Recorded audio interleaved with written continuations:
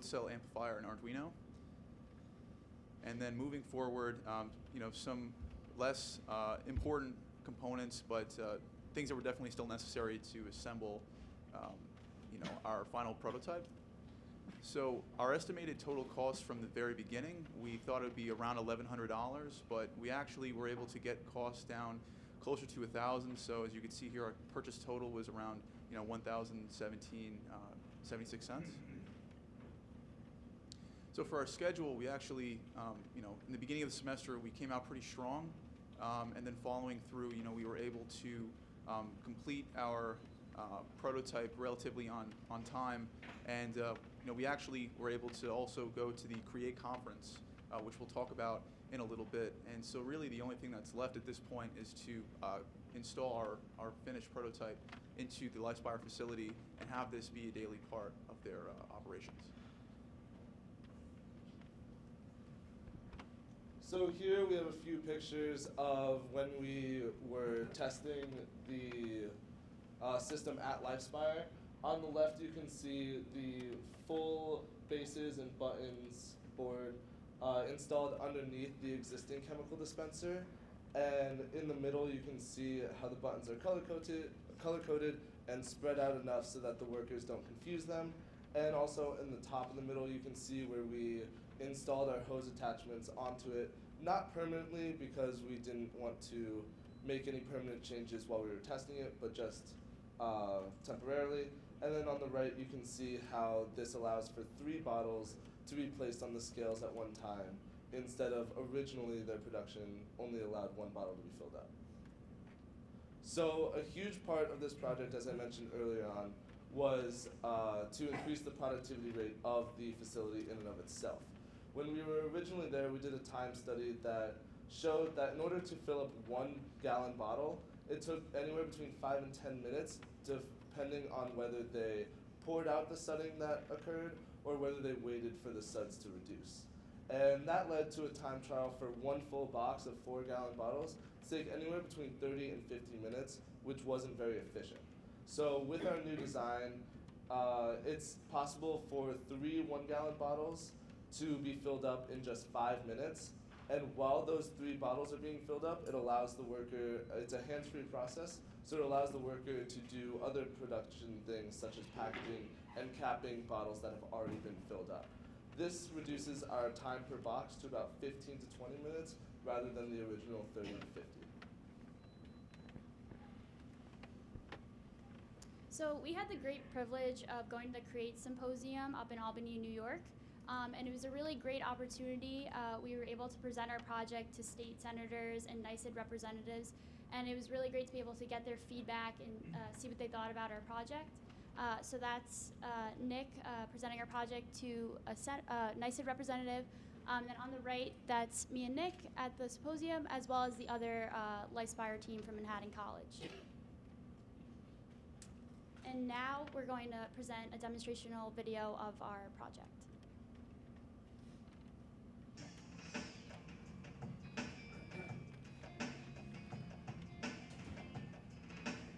Shown here is a close-up of the linear actuator board. As the bottle is placed on top of the optical sensors, the button is pressed, activating the linear actuators. A chemical filling process will now be demonstrated. As the worker takes the large bottle and places it on top of the yellow base, the optical sensor reads the bottle's position, and once the button is pressed, the dispenser will start dispensing chemicals. While this bottle is being filled, a worker can take a second bottle and place it on a different base and repeat the same procedure.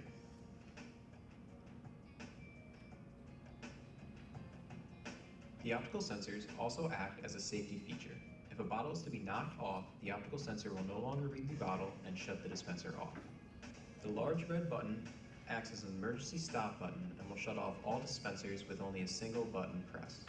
The device can be reactivated by simply pressing the button in front of each base, turning all dispensers on at the same time. The device allows for 3 bottles to be filled up simultaneously. Each base is also equipped with a load cell that measures the weight of the bottle and will shut off the dispenser when the bottle is full, demonstrated with the middle bottle here. While the bottles are being filled, the worker has time to cap the completed bottles and also label the completed bottles. This should significantly raise the production of the worker, as it allows them to multitask instead of waiting for one bottle to be filled up at a time. The final component of our design are the newly designed hose attachments. These attachments are designed to mitigate the amount of sudding formed by the chemical dispenser. As you can see here, the water from the chemical dispenser comes out very suddy, but as it goes into the bottle, the chemicals and the water mix together and the sudding is mitigated by the new hose attachments.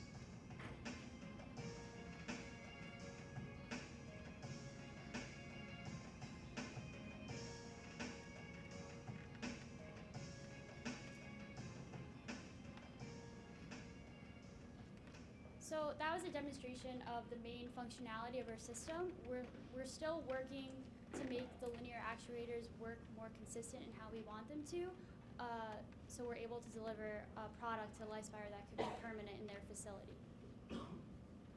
So in summary, our project works to solve a productivity issue. We wanted to be able to raise productivity but not completely eliminate the worker.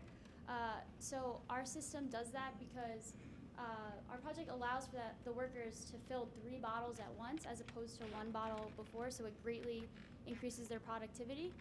And just to mention, our project was funded by NICED's CREATE program. We would like to thank NICED for giving us the seed money to do this, as well as LifeSpire for being so flexible with us and letting us go to their facility and test our project, as well as Manhattan College's Electrical and Mechanical Engineering Department, specifically Dr. Brent Horine and Dr. Zara Shabazi for their guidance throughout the process. Questions?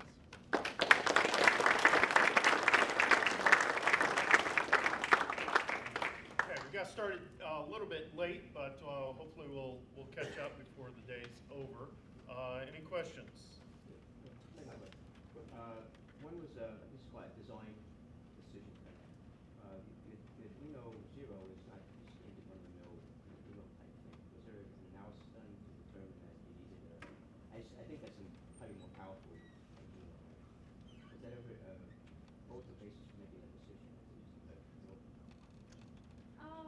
So back to our design process, we actually had done testing with the Zero before, so we knew how it worked, and also the amount of power it supplied to our components was enough, as well as the analog and digital capabilities. So it's a safe decision. Yeah, we knew it was more than enough for our purpose. All right, fine. And the next one was more, I guess, a marketing type thing. Is this a one-off?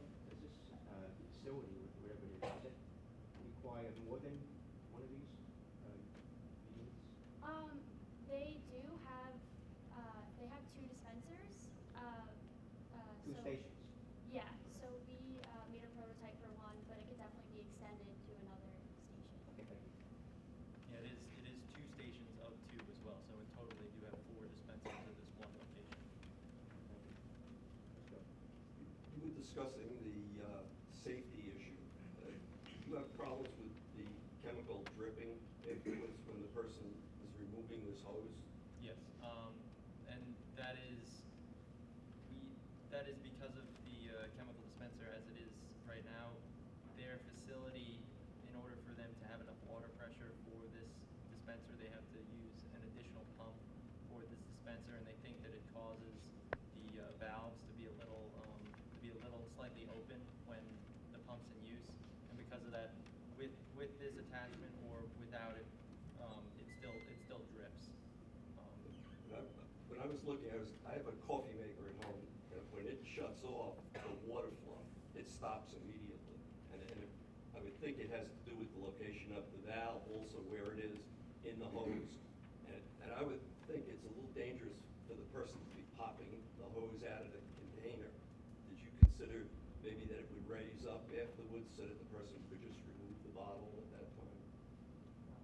So pretty much what we tried to do is, there were a lot of problems with this chemical dispenser that could have been fixed if we just scrapped the entire dispenser and started over. And one of them is sort of that issue of the height of the hoses compared to where the bottles were, where the hoses actually go into the bottles a little bit more or not. But that would have required us to drastically change the existing chemical dispenser. So we sort of worked with what we had and tried to focus on the main issues, which were eliminating the setting. Beforehand, what they had done were they were lifting the bottles so that the existing rigid yellow hoses were inside of it, and then they were just taking a paper towel and wiping it off as they took the bottle down. So they're doing the same thing with these hoses, except it just does still increase the productivity issue that we saw.